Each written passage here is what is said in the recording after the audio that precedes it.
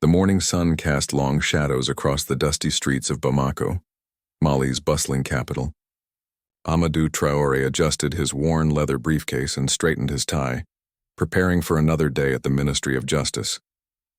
At 35, he had dedicated his life to fighting corruption and ensuring justice for his people.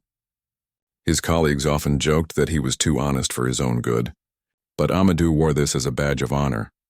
The ministry building buzzed with its usual activity as clerks shuffled papers and officials held hushed conversations in the corridors. Amadou made his way to his small office on the third floor, where stacks of case files awaited his attention. He had been investigating financial irregularities in several government contracts, a task that required patience and meticulous attention to detail. As he settled into his chair, his assistant knocked on the door. "Mr. Traore, there's someone here to see you. She says it's urgent and concerns a serious matter involving foreign officials." The young woman's voice carried a note of concern that made Amadou look up from his papers. "Send her in," he replied, curious about what could bring someone to his office so early in the morning. The woman who entered was clearly distressed. Her name was Fatoumata Keita, and she worked as a translator at the French embassy. Her hands trembled as she sat across from Amadou's desk, clutching a manila envelope tightly against her chest. Her eyes darted nervously toward the door as if she feared being followed. "Mr. Traore," she began in a whisper, "I need your help. I've discovered something terrible, something that could destroy many lives if it's not stopped." She paused, taking a deep breath before continuing. "I work closely with the French diplomatic staff, translating documents and assisting with communications. Last week I accidentally opened the wrong email account while helping with technical issues." Amadou leaned forward, sensing the gravity of the situation. "What did you find, Fatoumata?" She opened the envelope with shaking hands and pulled out several printed documents. "These are email exchanges between Pierre Dubois, the French cultural attaché, and various contacts. Mr. Traore, he's been selling visas to desperate families, charging them thousands of dollars for documents that are either fake or will be cancelled once the families reach France." The blood drained from Amadou's face as he scanned the documents. The evidence was damning. Dubois had been exploiting vulnerable Malians who dreamed of a better life in Europe. Families were selling their homes, livestock, and precious belongings to pay for these fraudulent visas, only to face deportation and financial ruin. "How many people are involved?" Amadou asked, his voice tight with anger. "From what I can see, at least 50 families have been affected in the past 6 months. The amounts range from $5,000 to $15,000 per family. Some have already been deported, others are living in fear in France knowing their documents are worthless."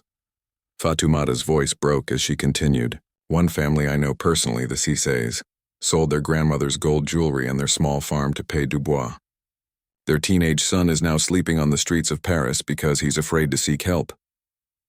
Amadou felt a familiar fire building in his chest, the same determination that had driven him to become a prosecutor. This wasn't just about money. It was about crushing the hopes and dreams of his people. "Fatoumata, why are you bringing this to me instead of reporting it through the embassy's internal channels?" She looked at him with eyes full of pain. "Because I think there are others involved. Some of the emails reference local partners and mention payments to officials here in Mali. I'm scared that if I report it internally, the evidence might disappear, and these criminals will never face justice." "You're brave to come forward," Amadou said, carefully organizing the documents. "But you understand the risks you're taking? Exposing a foreign diplomat is not a simple matter. It could have serious consequences for you personally, and for Mali's relationship with France." "I know," she replied firmly, "but I can't sleep at night knowing what's happening to our people.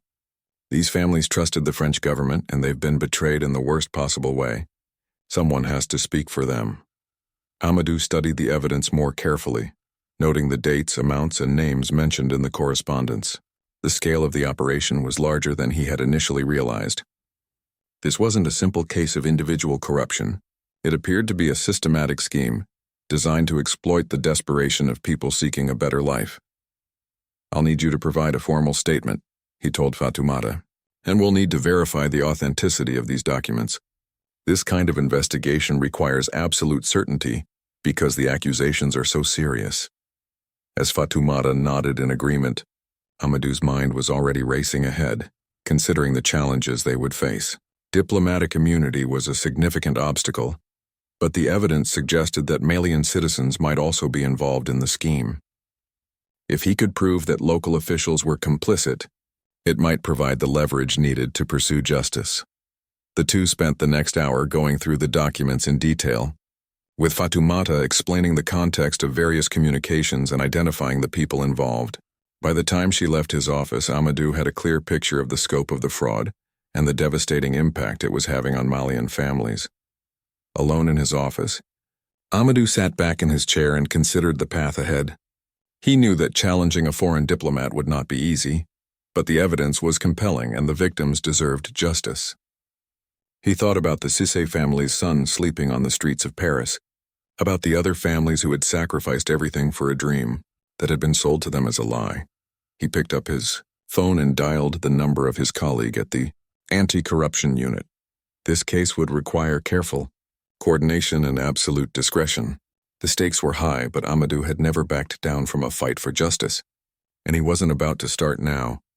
As he waited for his colleague to answer, Amadou looked out his window at the bustling streets of Bamako. Somewhere out there, families were still dreaming of a better life, still vulnerable to predators like Dubois. It was his responsibility to protect them, and he would not fail. The next morning brought unexpected challenges that Amadou hadn't anticipated. As he arrived at his office, he found his supervisor, Minister Bakary Touré, waiting for him with a stern expression. The older man's presence in Amadou's small office was unusual and immediately put him on alert. "Amadou, we need to discuss your current caseload," Minister Touré began, settling heavily into the chair across from the desk. "I've received some concerning reports about your recent activities, particularly regarding sensitive diplomatic matters." Amadou's heart skipped a beat, but he maintained his composure. "Minister, I'm not sure what you're referring to. I'm simply following standard investigative procedures for all my cases." "Don't play games with me, young man." Touré's voice carried a warning tone. "Word travels fast in this city. There are whispers that you're looking into matters that could damage our relationship with important allies. Mali depends on foreign partnerships for development aid and investment. We cannot afford to jeopardize these relationships over unsubstantiated allegations." The minister's words confirmed Amadou's suspicions that there might be local officials involved in the visa fraud scheme. The speed at which news of his investigation had reached the highest levels of government suggested that someone with significant influence was working to protect Dubois. "Minister, with respect, if there are crimes being committed against Malian citizens, isn't it our duty to investigate regardless of who might be involved?" Amadou asked carefully, testing how far he could push without revealing the full extent of his evidence. Touré's eyes narrowed. "Sometimes, Amadou, the greater good requires us to be pragmatic. Not every battle is worth fighting, especially when the consequences could harm many more people than those we're trying to help." He leaned forward, his voice dropping to a near whisper. "I'm reassigning you to the Education Ministry fraud cases. They need your attention, and it will keep you busy for the next several months." After the minister left, Amadou sat in stunned silence. The reassignment was clearly an attempt to shut down his investigation, which only strengthened his resolve. He realized that he was facing corruption at multiple levels, and the victims of Dubois' scheme had even fewer advocates than he had originally thought. Later that afternoon, Amadou received an unexpected call from Dr. Ibrahim Sanogo, a human rights lawyer who had built a reputation for taking on difficult cases. They had worked together before on several corruption investigations, and Amadou trusted his judgment completely. "Amadou, I heard you might need some assistance with a complex case," Dr. Sanogo said over the phone. "I also heard that certain people would prefer you didn't pursue it. That usually means it's exactly the kind of case that needs to be pursued." They agreed to meet at Dr. Sanogo's private office that evening. As Amadou walked through the quiet streets toward the meeting, he noticed a black sedan that seemed to be following him. His suspicions were confirmed when the car made the same 3 turns he did, maintaining a careful distance. The pressure was already beginning to mount, but it only reinforced his conviction that he was onto something significant. Dr. Sanogo's office was located in an older building in the heart of the city. The lawyer greeted Amadou warmly and led him to a secure room where they could speak freely. After reviewing the evidence Fatoumata had provided, Dr. Sanogo's expression grew increasingly grave. "This is worse than I expected," the lawyer said, setting down the last document.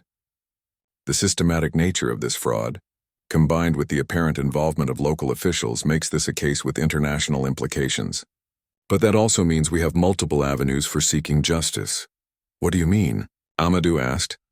"If we can prove that this scheme violates international law, we can potentially bring the case before international courts or human rights tribunals. Diplomatic immunity doesn't necessarily protect against crimes against humanity, and systematic fraud that destroys families' lives could potentially fall into that category." Dr. Sanogo pulled out a legal pad and began sketching a strategy. "We need to do 3 things simultaneously. First, we need to gather more evidence and identify all the victims. Second, we need to build a coalition of support that includes international human rights organizations. Third, we need to document everything meticulously so that even if local pressure forces us to pause the investigation, the evidence will survive." "What about the pressure I'm already facing from my superiors?" Amadou asked. "That's actually good news in a way," Dr. Sanogo replied with a slight smile. "The fact that they're trying to shut you down so quickly means they're scared. Scared people make mistakes, and mistakes create opportunities." The 2 men spent the next 3 hours developing a comprehensive plan. Dr. Sanogo would use his international contacts to reach out to human rights organizations and foreign journalists who might be interested in the story. Meanwhile, Amadou would continue gathering evidence while officially working on his reassigned cases. "There's something else we need to consider," Dr. Sanogo said as their meeting concluded. "Fatoumata is taking enormous risks by coming forward. We need to ensure her safety while she continues to provide information from inside the embassy." Amadou nodded grimly. He had been so focused on the investigation that he hadn't fully considered the danger the translator might be facing. "What do you suggest?" "I have contacts at international protection organizations. If necessary, we can arrange for her to be relocated safely. But for now, she's more valuable to us where she is, as long as she can continue operating without suspicion."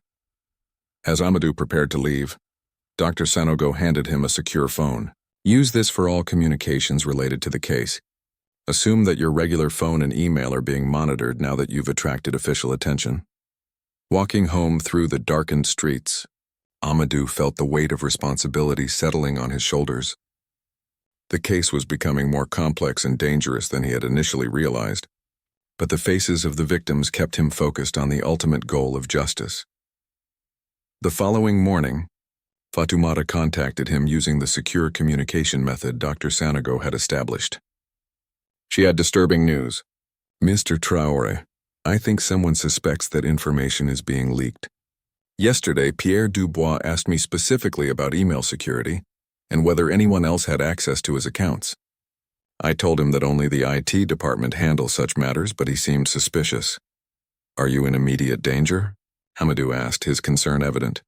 "I don't think so, but I'm being more careful.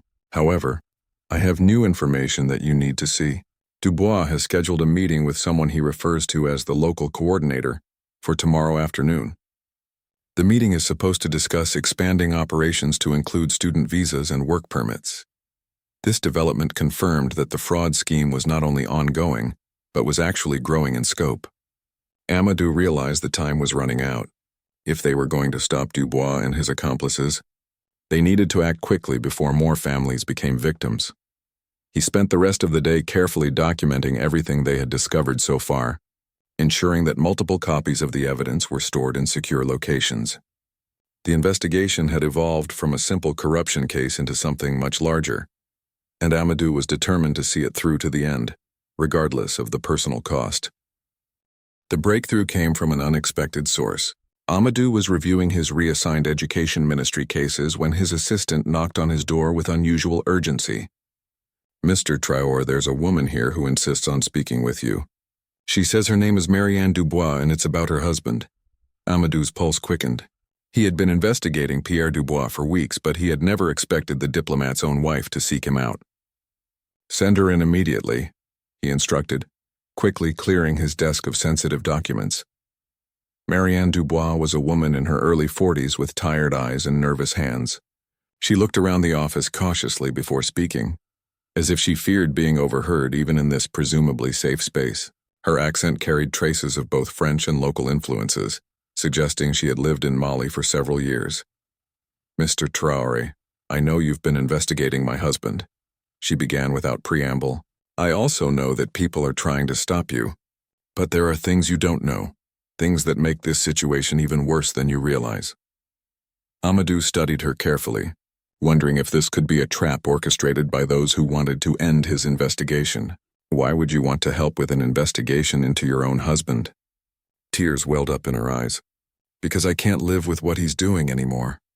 When we first came to Mali 5 years ago, Pierre was different. He genuinely wanted to help people, to build bridges between our countries. But something changed about 2 years ago. He became secretive, angry, and started talking about people in ways that frightened me." She opened her purse and pulled out a small recording device. "I've been documenting his conversations for months, hoping to find a way to stop him without destroying everything. But I realize now that some things are more important than protecting my marriage." "What kind of conversations?" Amadou asked, hardly daring to hope for the breakthrough this might represent. "Phone calls with his accomplices, both here in Mali and back in France. Planning sessions where they discuss which families to target next, how to make their fake documents look more authentic, and how to divide the money they steal." Her voice grew stronger as she continued.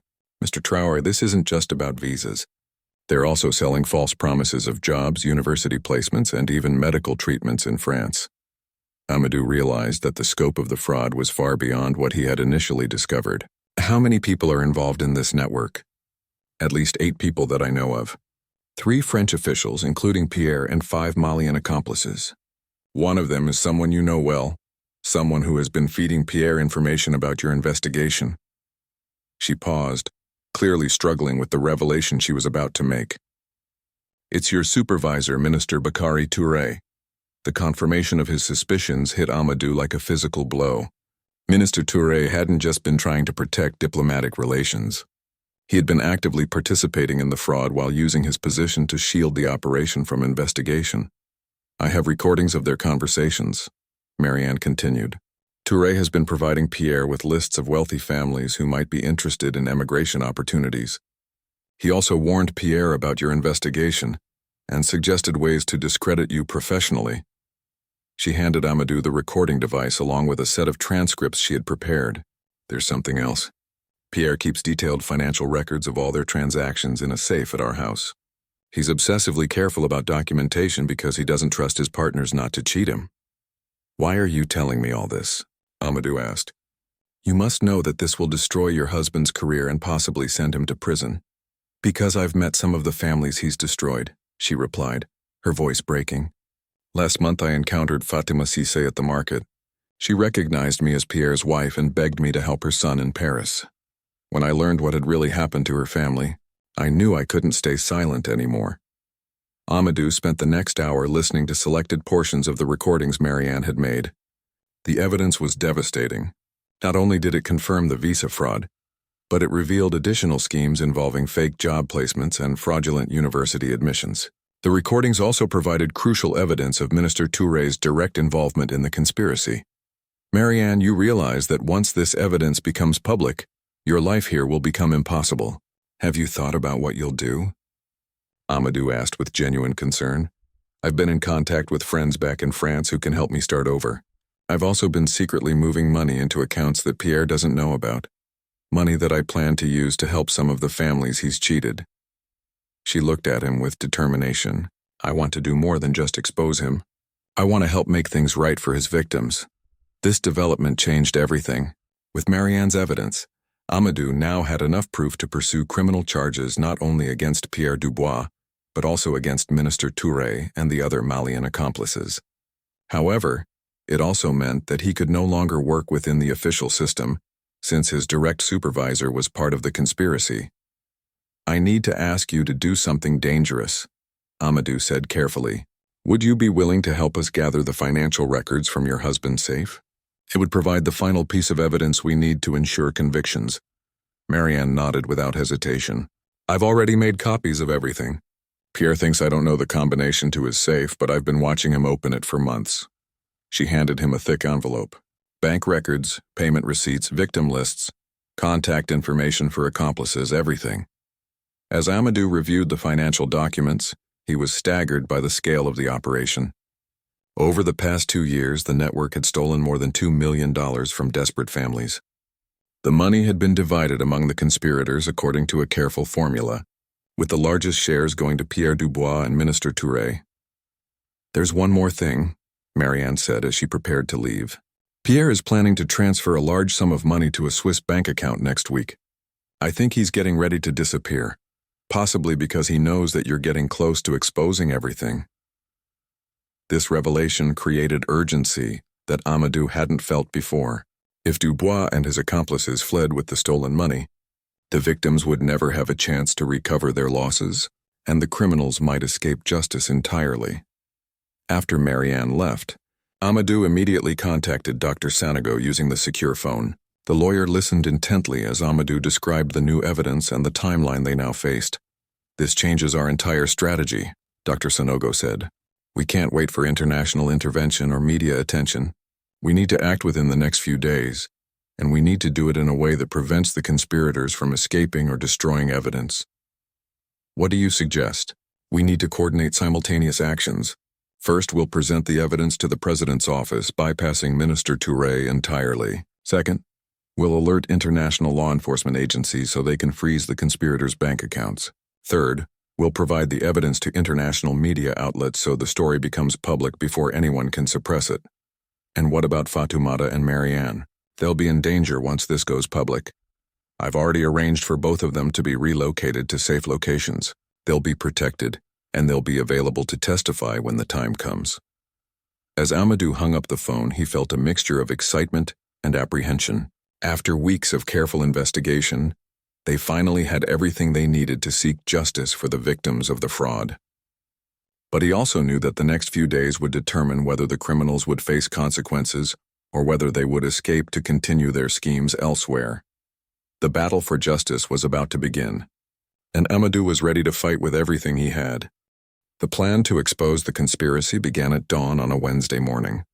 Amadou arrived at his office earlier than usual, knowing that this would be his last day working under Minister Touré's supervision. Dr. Sanogo had arranged for them to present their evidence directly to President Ibrahim Boubacar Keita's chief of staff at 10 o'clock that morning. As Amadou organized the final pieces of evidence, his secure phone buzzed with an urgent message from Fatoumata. "Emergency meeting today moved to this morning. Dubois is meeting with all accomplices at embassy at 9 a.m. They're discussing immediate departure plans." This news accelerated their timeline dramatically.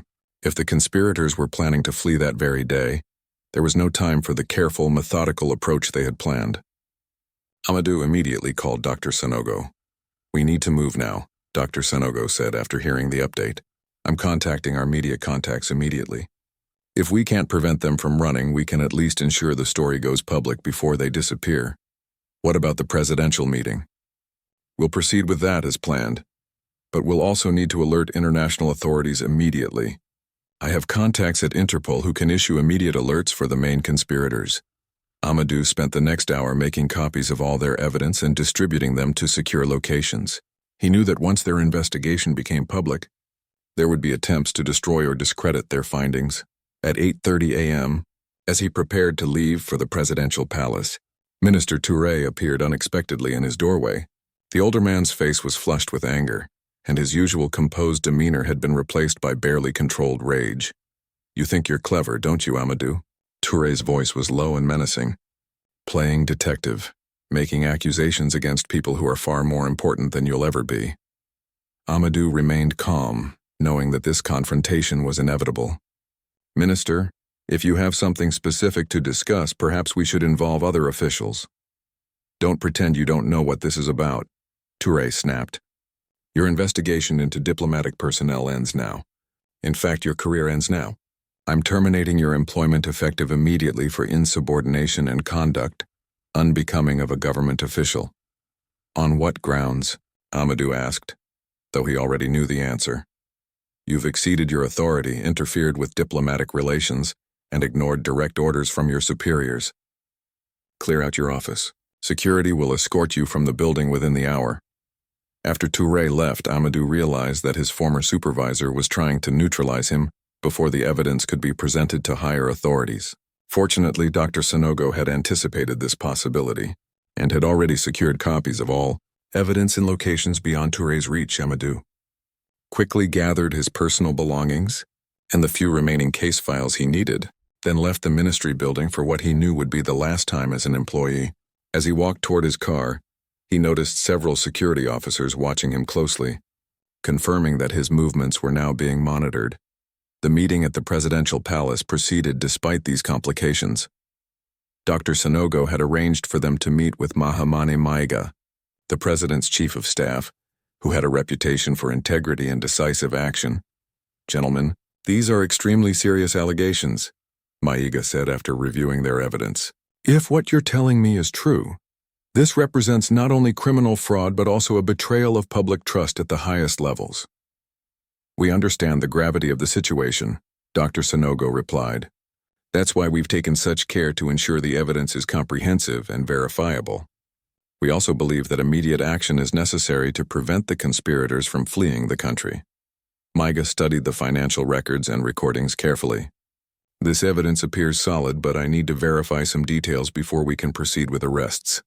Can you give me until tomorrow morning?" "Sir, with respect, we may not have until tomorrow," Amadou interjected. "Our sources indicate that the main conspirators are planning to leave Mali today." After a tense discussion, Maiga agreed to expedite the verification process. He promised to have preliminary findings by that evening and to coordinate with international authorities if the evidence proved authentic. Meanwhile, across the city, the media strategy was beginning to unfold. Dr. Sanogo had contacted journalists at 3 major international news organizations, providing them with copies of the evidence under embargo until that evening.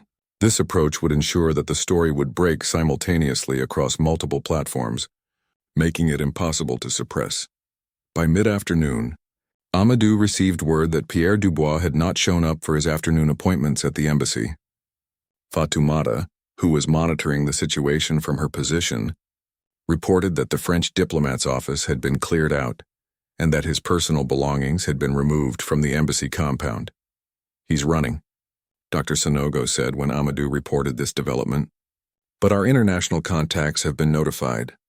Border alerts have been issued and his bank accounts are being monitored." The evening brought rapid developments. At 6 p.m., Maiga called to inform them that the president's office had verified the authenticity of their evidence and had authorized immediate action. Arrest warrants had been issued for all the identified conspirators, including Minister Traore. "We're coordinating with French authorities as well," Maiga explained. "They're as outraged as we are about this abuse of diplomatic privilege. Pierre Dubois will face charges in France as well as Mali." At 8 p.m., the story broke simultaneously on international news channels. "French diplomat accused of massive visa fraud in Mali" was the headline that appeared on screens across the world. The reports detailed the systematic exploitation of desperate families and the involvement of high-ranking Malian officials in the conspiracy. The public reaction was immediate and intense. Social media platforms exploded with outrage from both Malian and French citizens. The French embassy issued a statement expressing shock at the allegations and promising full cooperation with the investigation. That night, Amadou received a call from an unexpected source. It was Fatima Cissé, the mother whose family had been among Dubois' early victims. "Mr. Traore, I saw the news. Is it true? Will we finally get justice for what happened to us?" "Mrs. Cissé, I believe we will," Amadou replied. "This is just the beginning, but I promise you that we will do everything possible to ensure that you and the other families receive both justice and compensation." "My son called me from Paris," she continued, her voice filled with emotion. "For the first time in months, he has hope again. He's been contacted by a French lawyer who wants to help him regularize his immigration status." By midnight, 3 of the Malian accomplices had been arrested, including a mid-level official at the immigration department and a clerk at the mayor's office. Minister Traore, however, had not been found. Reports suggested that he had fled to a neighboring country. Though international authorities were working to track him down, Pierre Dubois' location remained unknown. But French police had searched his family's home in Lyon and seized additional evidence of the fraud scheme. The Swiss bank account that Marianne had mentioned was frozen by international court order, preserving nearly $800,000 that could potentially be returned to victims. As Amadou finally returned to his apartment that night, he felt a complex mixture of satisfaction and exhaustion. The investigation had succeeded beyond his initial hopes, but he also knew that the work of seeking justice for the victims was just beginning. His phone rang one more time before he went to sleep. It was Marianne Dubois, calling from a safe location outside Mali. "Mr. Traore, I wanted to thank you for giving me the courage to do the right thing. I know my life will never be the same, but I can finally sleep at night knowing that we stopped them. Marianne, your courage made all the difference. Without your evidence, these criminals might never have been brought to justice. What happens now?" she asked. "Now we focus on helping the victims rebuild their lives and ensuring that this kind of fraud can never happen again." As Amadou ended the call and prepared for bed, he reflected on how dramatically his life had changed in just a few short weeks. He had lost his government job, but he had gained something far more valuable: the knowledge that justice was still possible, even when it required standing up to powerful interests. Tomorrow would bring new challenges as the legal process began in earnest. But tonight, he could rest knowing that the truth had finally been revealed. 3 days after the story broke internationally, Amadou found himself at the center of a media storm he had never anticipated. Reporters from across Africa and Europe had descended on Bamako, eager to interview the prosecutor who had exposed the diplomatic fraud scandal. His apartment building was surrounded by journalists and camera crews, making it impossible for him to move freely. Dr. Sanogo had arranged for him to stay at a secure location while the immediate media frenzy subsided, but the attention was both a blessing and a curse. While it ensured that the story remained in the public eye, it also made Amadou a target for those who wanted to discredit his investigation. The morning brought disturbing news. Amadou's secure phone buzzed with a message from an unknown number. "You have destroyed many lives with your lies. Be very careful about your safety." The message was followed by a photo of his apartment building, clearly indicating that someone was watching his movements. Dr. Sanogo was deeply concerned when Amadou showed him the threatening message. "This suggests that we're still dealing with people who have significant resources and connections. Minister Traore may have fled, but he clearly has allies who are still in Mali. What do you think we should do? For now, you need to maintain a low profile while we let the legal process unfold. But I've also been working on something that might change the entire dynamic of this case." Dr. Sanogo explained that he had been contacted by victims' rights organizations in both Mali and France.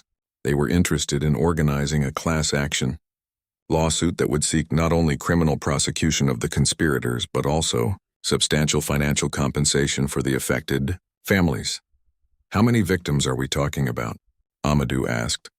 "Based on the evidence we've uncovered and additional families who have come forward since the story broke, we're looking at nearly 200 families who were directly affected by this fraud scheme. The total financial damages exceed $3 million. The scale was staggering. Amadou had initially focused on seeking criminal justice, but he realized that many of the victims were more concerned about recovering their losses and rebuilding their lives than they were about seeing the perpetrators in prison. Later that afternoon, they received unexpected news from France. Pierre Dubois had been arrested while attempting to board a flight to Switzerland at Lyon Airport. French police had been monitoring airports and border crossings since the international alerts had been issued, and Dubois had been identified by facial recognition software. "This is excellent news," Dr. Sanogo said. "But there's something interesting about the circumstances of his arrest. He was carrying nearly 200,000 euros in cash and had tickets for onward travel to a non-extradition country. What does that suggest?" "It suggests that he had an escape plan that was more sophisticated than we initially realized. Someone helped him access that cash and arrange his travel documents. The investigation is far from over." The French arrest triggered a series of diplomatic communications between Mali and France regarding extradition and prosecution procedures. Both countries wanted to ensure that Dubois faced justice, but there were complex legal questions about which jurisdiction should take precedence. Meanwhile, the search for Minister Traore had expanded beyond Mali's borders. Intelligence sources suggested that he had initially fled to Burkina Faso, but his current location remained unknown. However, International banking authorities had identified several offshore accounts containing funds that appeared to be connected to the fraud scheme. The breakthrough in the case came from an unexpected source. Fatoumata, who had remained in hiding since the investigation became public, contacted Amadou with crucial information. She had been monitoring communications at the embassy and had discovered that Pierre Dubois had been in contact with someone in Mali even after his arrest. "Mr. Traore, I intercepted a message that was sent to the embassy's secure server. It appears to be from Dubois, and he's trying to arrange for certain documents to be destroyed before they can be seized by investigators," Fatoumata explained during a secure video call. "What kind of documents?" "Records of payments made to Malian officials, including some names that we haven't identified yet. But there's something else. The message mentions a meeting that's supposed to take place tomorrow at the Grand Hotel. Someone calling themselves the coordinator is supposed to collect these documents. This development suggested that the fraud network was more extensive than they had realized, and that some members were still operating in Mali, despite the international attention the case had received. Dr. Sanogo immediately contacted the authorities, and a surveillance operation was organized to identify the coordinator at the planned meeting. Amadou was asked to stay away from the hotel to avoid compromising the operation, but he spent the day anxiously waiting for updates. The surveillance operation yielded dramatic results. The person who appeared at the hotel to collect the documents was Aminata Traore, a senior official at the Foreign Ministry who had not previously been identified as part of the conspiracy. Her arrest revealed an entirely new dimension to the fraud scheme. Under questioning, Aminata revealed that the network had been operating for more than 3 years, much longer than originally suspected. She had been responsible for identifying potential victims through her access to visa application records, and she had received substantial payments for providing this information to Dubois and his accomplices. "This changes everything," Dr. Sanogo told Amadou that evening. "If the scheme has been running for 3 years, the number of victims could be double what we initially estimated. We need to expand our investigation significantly." The revelation also explained how the conspirators had been so effective at targeting families with substantial assets. Aminata's access to official records had allowed them to identify families who had the financial means to pay the fraudulent fees but who were desperate enough to take risks for the chance of emigration. That night, Amadou received a call that gave him hope for the first time in days. It was from Marie-Claire Dubois, Pierre's sister, calling from France. She had seen the news coverage and wanted to provide additional information about her brother's activities. "Mr. Traore, I want you to know that not all of Pierre's family supports what he did. I've been estranged from him for 2 years because I suspected he was involved in illegal activities," she began. "But I have information that might help your investigation." She explained that Pierre had boasted to family members about his wealth and had even offered to help some of them emigrate to Africa for business opportunities. More importantly, she had records of money transfers that Pierre had made to various accounts, transfers that might help investigators trace the full extent of the financial network. "Why are you sharing this information?" Amadou asked. "Because I've met some of the Malian families who live in our city. When I learned what Pierre had done to them, I realized that I couldn't stay silent. These are good people who trusted the French government, and they were betrayed in the worst possible way."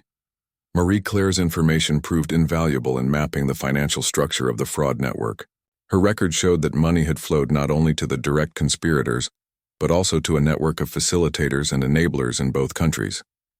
By the end of the week, the investigation had expanded to include 12 suspects across 3 countries. The French government had established a special prosecutor's office to handle the case, and the Malian government had created a victims' compensation fund using assets seized from the conspirators.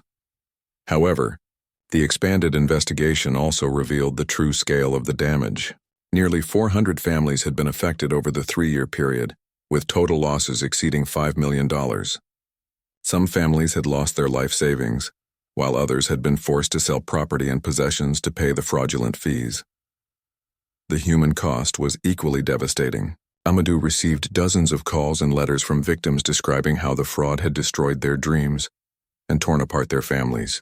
Some had children stranded in France without proper documentation, while others had been separated from family members who had managed to reach Europe only to face deportation. "We need to do more than just prosecute the criminals," Amadou told Dr. Sanogo during one of their evening meetings. "We need to find ways to help these families rebuild their lives." "I agree completely," the lawyer replied. "That's why I've been working with international aid organizations to establish comprehensive support programs for the victims. But we also need to ensure that this kind of fraud can never happen again." Dr. Sanogo had been developing proposals for new oversight mechanisms that would prevent diplomatic personnel from exploiting their positions for personal gain. His recommendations included regular audits of visa processes, stronger background checks for diplomatic staff, and improved coordination between countries on immigration fraud prevention. As the fifth week of the investigation drew to a close, Amadou reflected on how much had changed since Fatoumata first walked into his office. What had begun as a simple corruption investigation had evolved into an international scandal that was reshaping diplomatic procedures and victims' rights protections. The personal cost had been significant. Amadou had lost his government job and faced ongoing. 2 months after the scandal broke, Amadou stood in the packed courtroom of the Bamako High Court as the first criminal trial began. The prosecution of the local conspirators was proceeding in Mali, while Pierre Dubois faced separate charges in France. The international attention had ensured that both legal processes would be conducted with unusual transparency and rigor. The defendants' table held 4 individuals: Aminata Traore from the Foreign Ministry, 2 immigration officials, and a clerk from the mayor's office. Minister Traore remained a fugitive, though international law enforcement agencies continued their search. The empty chair reserved for him served as a stark reminder that justice remained incomplete. Dr. Sanogo had been appointed as the lead prosecutor for the case, with Amadou serving as the key witness. The victims' families filled the gallery, many of them traveling from rural areas to see the people who had destroyed their dreams finally face consequences for their actions. "This case represents more than simple fraud," Dr. Sanogo told the court during his opening statement. "It represents a betrayal of the most fundamental trust between citizens and their government." These defendants exploited their official positions to prey upon families whose only crime was hoping for a better life. The evidence presentation took 3 days. Amadou testified about his investigation, describing how the fraud network had operated and explaining the evidence that had exposed the conspiracy. His testimony was followed by Fatoumata, who appeared via secure video link to describe how she had discovered Dubois' criminal activities. The most powerful testimony came from the victims themselves.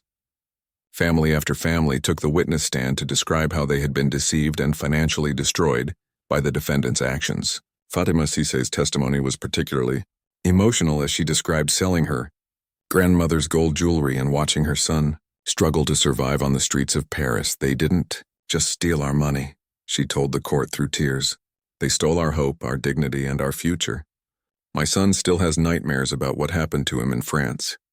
How do you compensate a family for that kind of suffering?" The defense attorneys attempted to minimize their clients' roles in the conspiracy, arguing that they were minor players who had been manipulated by more powerful figures. However, the financial records that Marianne Dubois had provided clearly showed substantial payments to each defendant, undermining their claims of limited involvement. On the 4th day of testimony, there was an unexpected development. Amadou received word that Minister Traore had been arrested in Morocco and was being extradited to Mali. The former minister had been living under an assumed identity in Casablanca, but international banking investigations had traced his financial activities and led to his capture.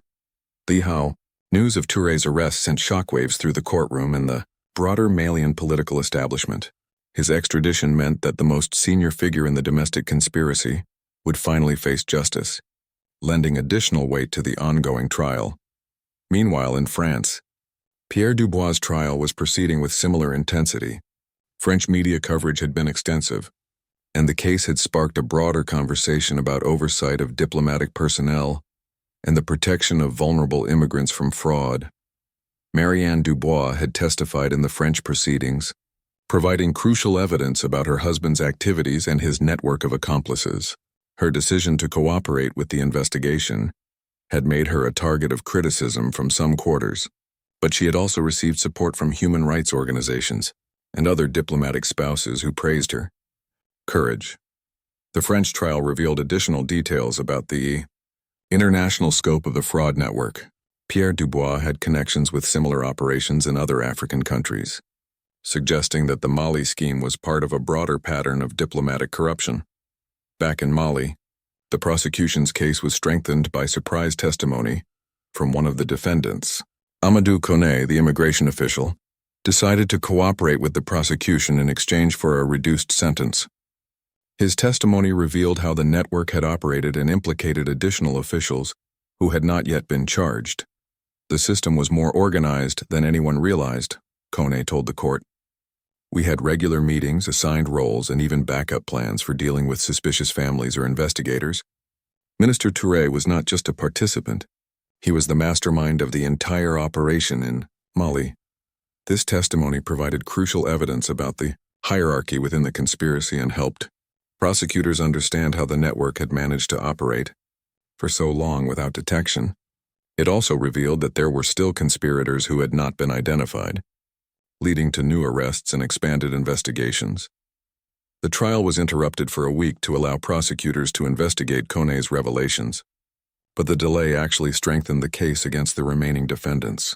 Additional evidence was uncovered, including communications that showed how the conspirators had planned to expand their operations to other West African countries. When the trial resumed, Dr. Sanogo presented this new evidence to the court. We now understand that this was not an isolated incident, but rather part of a systematic effort to exploit vulnerable populations across the region. The defendants were not small-time criminals. They were part of an international criminal organization. The defense's position became increasingly untenable as more evidence was presented. The financial records showed that the defendants had received hundreds of thousands of dollars from the fraud scheme, making it impossible to claim that they were unwitting participants. As the trial moved toward closing arguments, Amadou reflected on the journey that had brought them to this point. What had begun as a single complaint from Fatoumata had evolved into a comprehensive investigation that had exposed corruption at multiple levels of government and across international boundaries. The victims in the courtroom represented not just the immediate targets of the fraud, but also the broader population of people seeking legitimate opportunities for immigration and economic advancement. Their presence served as a constant reminder of the human cost of corruption and the importance of holding public officials accountable for their actions. Dr. Sanogo's closing argument focused on this broader significance. This trial is not just about punishing these particular defendants, he told the court.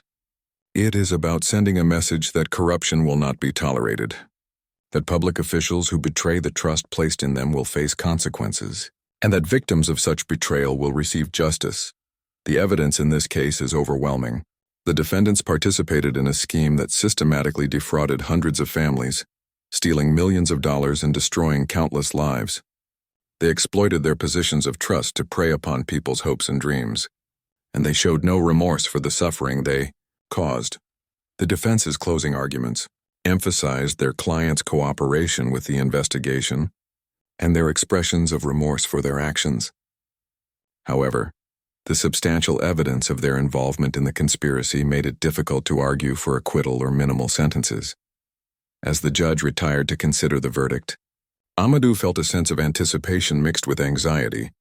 The legal process had been thorough and fair, but the ultimate test of justice would be whether the sentences reflected the severity of the crimes and provided meaningful compensation for the victims. The courtroom fell silent as everyone waited for the decision that would determine whether their long fight for justice had been successful. 6 months after Fatoumata first walked into his office, Amadou stood before a packed courtroom as Judge Mamadou Diarra prepared to deliver the verdicts in what had become known as the diplomatic fraud trial. The international media presence was unprecedented for a Malian court, with reporters from across Africa and Europe documenting this moment of justice. In the matter of the state of Mali versus Aminata Traore and others, Judge Diarra began, his voice carrying clearly through the hushed courtroom. This court finds all defendants guilty of conspiracy to commit fraud, abuse of public office, and crimes against the economic interests of the Republic of Mali. A collective exhale swept through the victims' gallery. Families who had traveled from across the country to witness this moment held each other tightly as the judge continued with the sentencing. Aminata Traore, the foreign ministry official who had provided victim lists to Dubois, received 12 years in prison and was ordered to pay restitution of $400,000. The two immigration officials each received 10 years, while the clerk from the mayor's office was sentenced to 8 years. All defendants were permanently banned from holding public office. The court recognizes that these sentences cannot fully repair the damage done to the victims, Judge Diarra stated. However, they reflect the severity of crimes that have undermined public trust and caused immeasurable suffering to hundreds of families. The news from France was equally satisfying. Pierre Dubois had been sentenced to 15 years in prison by a French court, with additional charges pending in international jurisdiction. His diplomatic status had been revoked, and he faced civil lawsuits that would strip him of virtually all his assets. Most importantly, the frozen bank accounts containing nearly $2 million had been released to a victims' compensation fund administered jointly by Mali and France.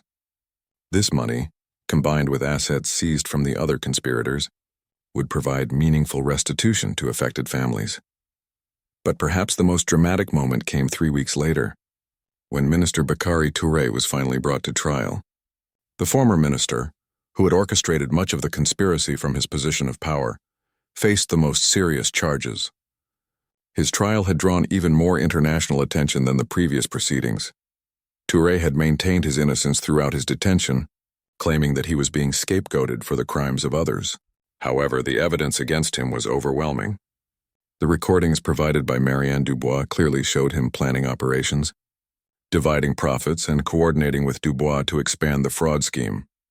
Minister Touré, "You held a position of the highest trust in our government," Dr. Sanogo said during his final argument.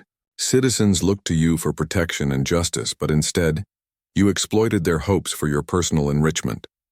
Your betrayal of that trust represents one of the most serious crimes imaginable in a democratic society." When Judge Diarra sentenced Touré to 20 years in prison and ordered him to pay restitution of $1.2 million, the former minister finally broke down. For the first time since his arrest, he publicly apologized to his victims. Though many in the courtroom felt his remorse came too late to have any real meaning, the completion of the criminal trials marked the beginning of a new phase in the story. Dr. Sanogo had been working with international development organizations to establish comprehensive support programs for the victims. These programs went beyond financial compensation to include counseling services, legal assistance for family reunification, and educational opportunities for young people whose plans had been disrupted by the fraud. Fatima Cissé's story became a symbol of this recovery process. With compensation money and assistance from support organizations, she was able to help her son regularize his immigration status in France and eventually bring him home to Mali.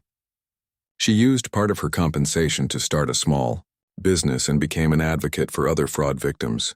"Mr. Traore gave us back our dignity," she said during a community meeting, 6 months after the trials concluded. "We were ashamed of being fooled, but he helped us understand that we were victims of criminals, not failures as people." The case had also sparked significant institutional reforms. The Malian government established new oversight mechanisms for visa processing, created a whistleblower protection program, and implemented regular audits of diplomatic interactions. Similar reforms were adopted by several other West African countries that wanted to prevent similar schemes in their territories. France restructured its diplomatic oversight procedures, requiring regular psychological evaluations for diplomatic staff and establishing independent monitoring of visa operations. The French government also created a special fund to assist victims of diplomatic crimes and to strengthen immigration services in partner countries. Amadou found himself at the center of these reform efforts. He had been offered positions with several international organizations, but he ultimately decided to establish his own legal practice specializing in corruption and victims' rights cases. His experience with the diplomatic fraud case had taught him that individual cases could spark broader systemic changes if handled with proper attention to both justice and reform. Dr. Sanogo joined him as a partner, and they established the Traore Sanogo Justice Center in downtown Bamako. Their first major case involved investigating irregularities in mining concessions, but they also took on smaller cases for families and individuals who had been victimized by corrupt officials. Fatoumata, the embassy translator whose courage had started the entire investigation, decided to pursue law school with financial assistance from the Victims Support Fund. "I want to become a lawyer so I can help other people who find themselves in situations like mine," she explained. "Sometimes you need someone who understands what it feels like to risk everything for justice." Marianne Dubois had rebuilt her life in France, where she worked with immigration advocacy organizations and continued to provide support to Malian families affected by her husband's crimes. She had used her share of recovered assets to establish a scholarship fund for African students seeking legitimate opportunities for education in France. The ripple effects of the case extended far beyond the immediate participants. Universities in both Mali and France began offering courses on diplomatic ethics and corruption prevention. The case became a study in law schools across Africa as an example of how grassroots investigation could challenge powerful interests and achieve meaningful change. International media coverage of the trials had also sparked broader conversations about the exploitation of African migrants and the responsibilities of developed countries to prevent abuse of immigration systems. Several European countries strengthened their oversight of diplomatic personnel and improved coordination with African partners on immigration fraud prevention. 1 year after the verdicts, Amadou received a letter that encapsulated the broader significance of their struggle for justice. It came from a young man named Sekou Diallo, whose family had been among the early victims of the fraud scheme. "Mr. Traore," the letter read, "I wanted you to know that I am graduating from university next month. A year ago I thought my education was over, because my family lost everything to those criminals. But the compensation we received allowed me to continue my studies, and the scholarship program helped me focus on learning instead of worrying about money. More importantly, your example taught me that one person can make a difference when they stand up for what is right. I am studying law because I want to fight corruption like you did. I want to protect people like my family from those who would exploit their dreams." The letter continued, "You probably don't remember me, but I was in the courtroom the day the verdicts were announced. I saw my parents cry for the first time in years, but they were tears of relief and joy. They had their dignity back, and they knew that the people who hurt us would face consequences. Thank you for not giving up, even when powerful people tried to stop you. Thank you for showing us that justice is still possible in our country." As Amadou finished reading the letter in his new office, he reflected on the journey that had transformed his life and the lives of so many others. The investigation had cost him his government job and put him in danger, but it had also revealed the power of ordinary people to challenge injustice and create meaningful change. The Traore Sanogo Justice Center had handled dozens of cases in its first year, helping families recover stolen property, exposing corrupt officials, and advocating for systemic reforms. Each case reminded Amadou that the fight against corruption was ongoing, but also that victory was possible when people had the courage to stand up for truth. Outside his window, the streets of Bamako bustled with the same energy that had greeted him on that fateful morning when Fatoumata first brought her evidence to his attention. But something fundamental had changed. People approached government offices with more confidence, knowing that there were mechanisms for accountability. Families considering immigration opportunities had access to better information and protection from fraud. The diplomatic fraud case had become more than a single instance of justice. It had become a catalyst for broader transformation in how Mali and its international partners approached corruption, victims' rights, and institutional accountability.